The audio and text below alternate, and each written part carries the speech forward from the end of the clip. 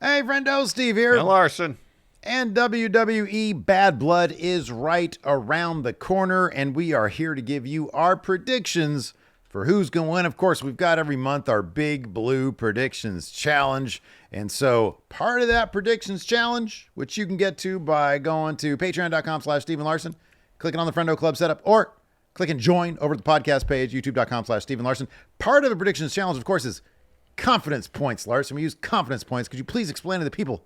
Sure. It's an easy concept to understand, but to really learn how to master it, that takes time. So basically, for example, Bad Blood, 5 matches. Match most confident, you give 5 points. Match least confident, you give 1. Each match must have a unique confidence point value. Cannot duplicate confidence points value. I tried that accidentally. Got caught. You'll get caught too. Yes. Get it right, you get those points. Whoever has the most points after Bad Blood and Wrestle Dream next weekend will be Big Blue champion. That's right. And they'll get this hat right here. That very one? This very one right here. What if I win? Do I get that very hat right there? Of course. I'll hand deliver it to you. We'll make a vlog out of it. I want hat. Where would you like to begin today, Larson? Let's start with a match that could very well be the main event. Talking about a tag team match. Cody Rhodes and Roman Reigns teaming up to take on Solo Sikoa and Jacob Fatu. Yeah, put your ones up for your tribal chief, Steve. Yeah, Roman Reigns. That's who I'm throwing it up for. I said your tribal chief. It's open to interpretation. Who you got? Why? Explain yourself. Your reasoning. Cody Rhodes and Roman Reigns. It's the Mega Powers. Of course, the Mega Powers are going to win. Get out of here. I got 3 confidence points on this. I should have more, but there's a couple others that are just absolute complete gimmies. I don't see Cody Rhodes getting... I mean, they could do something weird to try to keep Bad Bloodline looking strong, which they never really do anyways. They got, obviously, the numbers advantage, but if they overbook this, if they're going to make this a big story beat moment... Whether it's The Rock showing up, which is not going to be the case, or more likely, I don't know, Jacob Fatu, Jimmy Uso might show. I don't know. There's a ton of people that they could get involved in this match. There's the possibility that I'll have a wonk finish, but I kind of feel like at the end of the day, Cody Rhodes and Roman Reigns are going to win. I got 3 confidence points on this. Right now, I got 1 confidence point. What? Wow. On Solo Sikoa and Jacob Fatu. Hey, when you edit this, can you make little explosions when I just did that for my Sounds like it's going to take a lot of time. I can send you some alpha channels. Well, I mean, I could find that, but it's good. I got 1 confidence point on Solo Sikoa and Jacob Fatu. What? Losing this match. Oh, I got you got me. You got me on that one. There's a distinct possibility. Imagine if they're in this match and Jacob Fatu pins Cody Rhodes. Just throw that as an example. You think Tribal Chief Solo Sikoa would be happy about that? No, because Cody just about gave a title shot to Jacob. There's some interesting storyline possibilities that could arise if Solo and Jacob... Honestly, if Bad Bloodline wins this match because Jacob Fatu wins it for them. Mm-hmm. Yeah. There's some interesting storyline possibilities and maybe some actual tension and interesting interpersonal dynamics that could arise if Jacob Fatu pins. It's not going to pin Roman Cody. Mm-hmm. That being said, I'm waiting until the go-home math on SmackDown this Friday night to really lock in my winner and confidence point value. Yeah, you think Cody and Roman, it's Roman's return match after being gone since WrestleMania. Probably win it. There's a lot of... Jimmy might come back. There's a lot of reason to think that Cody and Roman could and should win. I'm just leaving open the possibility Bad Bloodline gets a win, because I think it would actually do a lot for Bad Bloodline if they won this match. Oh, of course it would. Anybody pinning the last 2 WWE top champions, it would do amazing for them. But as I agree with you in that, would it be more interesting? Yes, of course it will. But they really, look, WWE's been doing plenty of interesting stuff lately. One thing they kind of... Remember when we thought that the Terror Twins were going to lose or had a good chance to lose against the Judgment Day when they did the mixed tag match? And then Rhea Ripley could not hide her win face when she showed up. And it was just, they murdered them. Terror Twins absolutely don't. So I kind of feel like that's going to be the same situation, and they'll wait. until the next SmackDown for the Bad Bloodline to get some sort of heat back. I don't know. But yeah, I got 3 confidence points. There's 2 more matches that have like higher confidence points for me. But this one, I got 3 confidence points. It should, in my mind, it's a lock. Next match, I'm guessing got a lot of high confidence on this one. Damian Priest taking on Finn Balor. So Finn hit Priest with 2 coup de grace on Raw. Yeah. Add 3 to that. That's the number of confidence points I have on Damian Priest winning. Got all my confidence points on Damian Priest walking out of Bad Blood. Winner over Finn Balor. Go home math favors Priest. They're pushing Priest as one of the top baby faces on Raw. I know the whole numbers aspect of it with JD and Carlito maybe getting involved.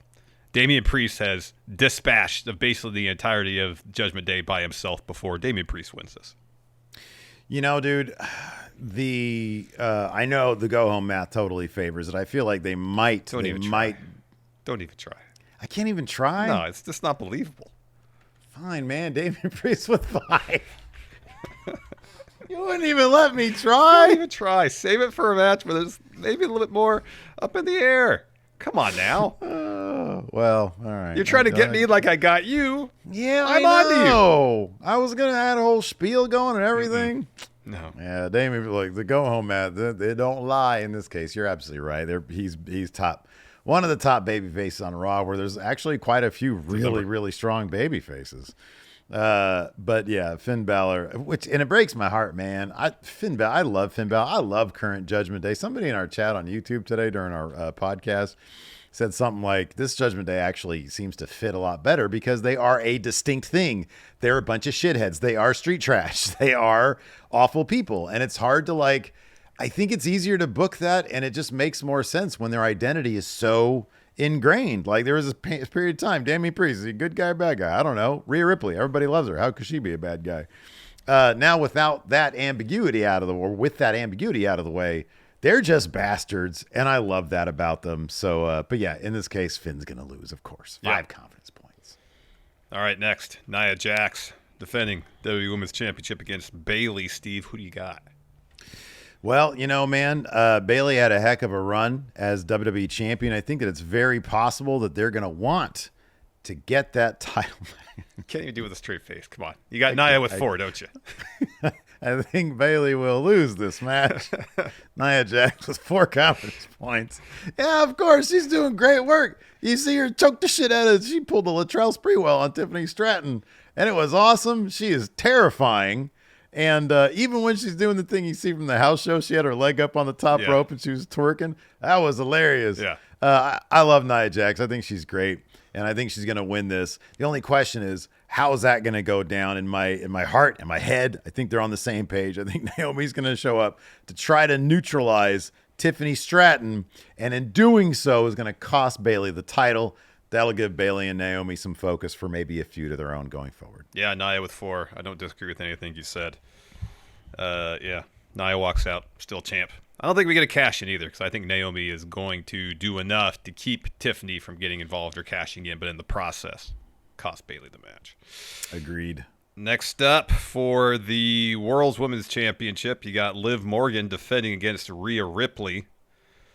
You know, as cut and dry and as obvious as the go-home math on Raw was for Priest and Balor, it was slightly less concrete for Liv and Rhea because they kind of brawled away from the ring and we didn't see them after you know, like the first little interaction they had on the stage, on the ramp.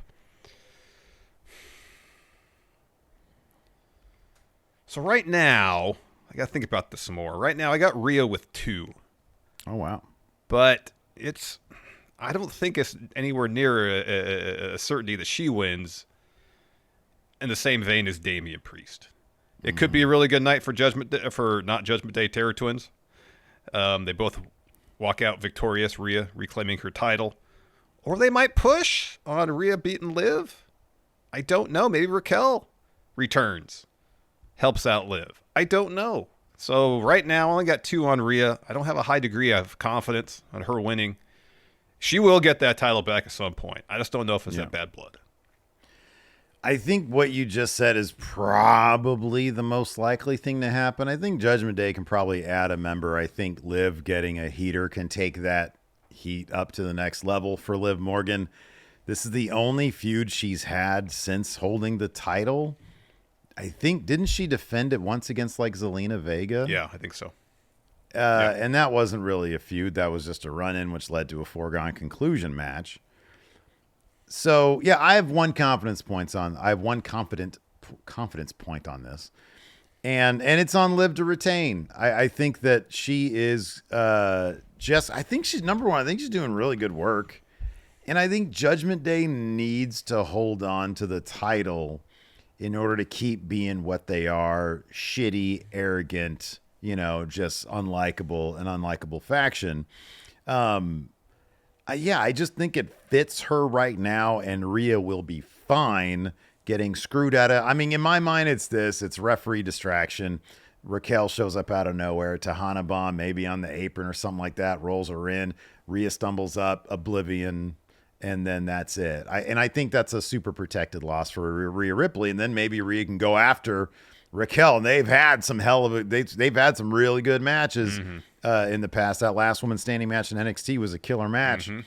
So that's how I see it going down. I think Liv with one confidence point here. There you go. All right, let's talk what could be the main event, or it could open the show. I don't know. Either one. I feel like it's one of the two, though. One of the two. CM Punk versus Drew McIntyre in Hell in a Cell. Steve, who do you got?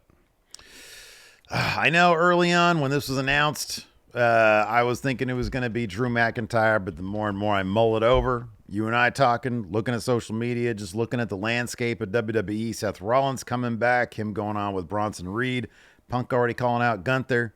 I think Drew McIntyre will lose this match. 2 confidence points on Phil to win this. I don't think it's a foregone conclusion. In fact, the one thing that I might switch going forward into the actual weekend would be this match with the Liv Morgan versus Rhea Ripley match. It just, all the pieces seem to line up for a CM Punk win here. First and foremost, the guy's a big deal. A lot of money for him. they use him in as much as many capacities as they can. Example tonight, NXT. He's going to be there in Chicago to anchor the attendance for that show and the ratings for that show. And the concerns over his body seem to have tampered down a little bit because he's had a couple of matches, pretty physical matches, that he's come out and he's been okay with. Is he wrestling on Raw and SmackDown, or Raw anyways? No, he's not, but he's able to put in these pay-per-view, these premium live event performances. So I think he will be sticking around, in which case I'm looking forward to that match between him and Gunther at Survivor Series, if that's going to be the case. I think that's going to be just a killer match right there.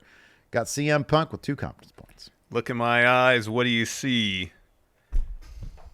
The PDS is out of me, Steve. 3 confidence points on Phil getting the win here. Love to see it, man. I love that you're no longer held back by PDS, by Punk Derangement Syndrome. You're able to live your life to its fullest because you're now doing that number 1 CM Punk fan like you were back in 2011. I was never number 1 CM Punk fan. You were number 1, not me, not I. No, Punk wins. First feud since coming back. It just makes all the sense in the world. All his promos over the last few weeks, everything seems to indicate he's getting that W. Moving on to Gunther. Maybe Drew will cost him in his title match against Gunther. Although I don't know, after Hell in a Cell, what can they do to revisit this? Yeah, I think you want to leave that alone. Yeah. And then eventually, Ring General doesn't need Drew McIntyre to beat old Phil Brooks. No. And then eventually we'll get the Punk Seth Rollins feud that we were supposed to get going into Mania last year. We'll probably get going into Mania this year. But I kind of feel like Punk, get that win over Drew, get that momentum to face Gunther, lose, and then going on to Seth Rollins. CM Punk, 3 confidence points. Hey, let me ask you something. Heading into Mania, this is just some tacked-on conversation. Yeah. Here. Does Gunther having that world championship throw a lot of that Mania possibility, potential out of whack? CM Punk's story is, I want to be in the main event of WrestleMania. Gunther's the world champion, and Seth ain't going to be world. I don't think. They might change plans. I don't think. But, how do you get to CM Punk finishing his story of being just in the main event, not even having to win it, but being in the main event of WrestleMania? How do you get there if you don't have a title on the line? I don't know. Right? I mean, I guess you could have some other stipulation on the line. That World Championship's going to mid-card WrestleMania, man. Seems like it. Maybe it's Seth says, I don't want you here. I don't like you. But I'm not going to give you this match because you don't deserve it. CM Punk says, well, I'll put my career on the line, Seth, to get this match with you. They could do triple threat also. If you win, I leave WWE forever. Oh, wow. Of course, Phil's going to win, so he doesn't leave WWE. Yeah. But then what? Seth has to put something on the line then, too. What would Seth put on the line? His wonderful hair. Ooh. Yeah. I was going to go to Turkey anyways. Let's do a triple threat. Rollins, Gunther, and CM Punk. That actually could be cool. Fatal four-way. Throw Drew in there. Ooh. There you go. Gunther wins. That's a good one. Of course. Well, he stacks them. Yeah. Yeah. Stacks them. Yeah. He's the ring general. Yeah. Anyways, that's going to do it for predictions. Hey, we want to know what you guys think about Bad Blood, and we also want you to join us this weekend. It's Saturday. New start time for the Premium Live event. Getting a little weird with it. I like it. 3 p.m. Pacific, 6 p.m. Eastern. I hope it sticks around. I'm being honest with you. I do too, man. Earlier I'm really the better, looking as far forward to as I'm this. concerned. You get to enjoy most of your afternoon, and then you get to enjoy like your night. That's nice. That's a good deal for us. Get your whole morning. Get a little bit of the afternoon. Work through dinner time. 8 o'clock, we're done. The recap and all that. We can enjoy the rest of our evening. Got many more hours left in the night. We do.